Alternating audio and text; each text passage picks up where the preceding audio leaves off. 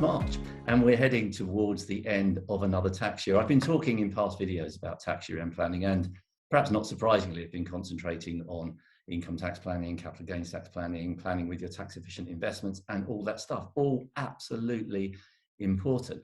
But the subject that doesn't get mentioned that often, perhaps understandably, is inheritance tax. It's mostly because there isn't that much to think about when the year end comes around. But I'm throwing a little challenge here. Good thing is we are in a period of stability for inheritance tax. I've said this before, but I don't mind I'm making no apology for reminding you that we do have that stability, because the Office of Tax Simplification said we're not going ahead with any of those, with the substance of those recommendations. Actually, they didn't say it, the Chancellor said it. Was the Office of Tax Simplification said, if you want to simplify inheritance tax, you could consider this stuff. And some of it has been taken on board, the more administrative stuff, but the stuff that goes to the heart of inheritance tax, in terms of exemptions and all the rest of it, and how you calculate the tax and how many years you read back to see what the tax would be on a failed transfer, a PET, for etc.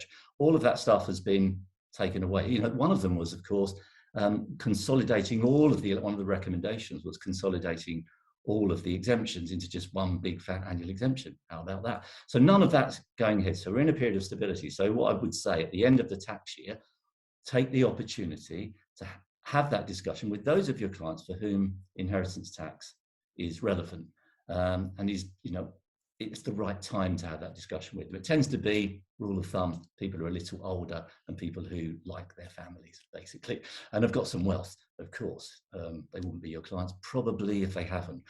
So year-end planning, inheritance tax, there's only two things to really consider. The £3,000 annual exemption, which, of course, if you don't use it, can be carried forward 1 year. And if you want to use the previous year's carried forward exemption, or so much of it as was carried forward unused, then of course you have to use the exemption for the current year first. Then there's the £250 small gifts exemption, which isn't available to any donee who has received any other gift, i.e. the £3,000 exemption. So that 250 is a 250 small gifts exemption. It can't be used to exempt part of a bigger gift, and that can't be carried forward. So in terms of strict year end, that's it. But I would say, look, whilst it's not a year end thing, the quicker you start with your lifetime gifting, when lifetime gifting is appropriate to you, the better, because the quicker you get through the 7 years, the quicker you get that gifted bit back. And I'm talking about here gifts that are not exempt when they're made, normal expenditure out of income, for example, the £3,000 exemption, for example, the £250, for example. So the earlier you start, the better. And if, of course, the constraint on giving is, I need some control, continued control, I need some flexibility, then a trust is obviously what to consider. Much more on trust within Techlink, both written stuff and video. And then, of course, if you want some access, then the combination of investment plans, bonds in particular, together with trusts in the shape of loan trust or discounted gift trust, or various variations on that theme. Those themes are there for you to remember. And again, that whole thing of get things started early, and you'll get a better outcome in the longer term.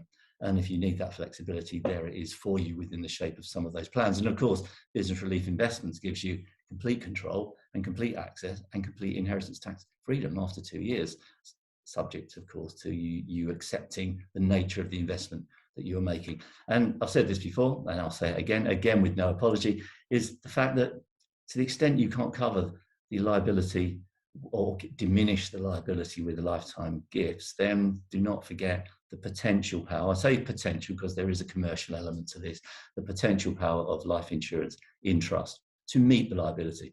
So, you know, leaving your estate untouched, leaving your access completely open to you, leaving your control open to you, to the extent you can't and don't want to give anything away, and protect the liability with life insurance in trust. Of course, there's a lot to consider there. Will the premiums be exempt? Yeah, usually, but not if they're made out of capital, etc., etc. Will the sum assured be tax-free? Absolutely, provided it's in trust.